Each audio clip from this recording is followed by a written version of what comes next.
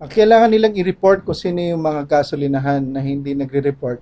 Pero kailangan din nilang, pag minsan kasi meron din pang-abuso, 'di ba? Na hindi naman sila farmer, hindi sila fisher.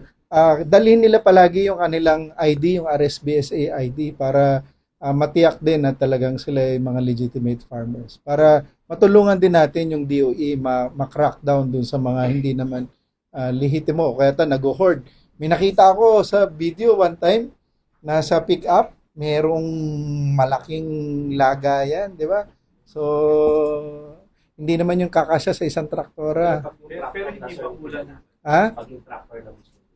O di, alangan naman tanggihan pa nila yung traktora na mismo. Pero medyo from the bukid papunta doon sa gasolinahan, baka ubos na rin yung gasolina pagbalik na doon sa bukid, 'di ba? So kailangan talaga sa farmer may lagayan kasi not unlike sasakyan, yung traktora mabagal yan. So very important yung bawat litro na nagagamit ng tama doon sa bukid.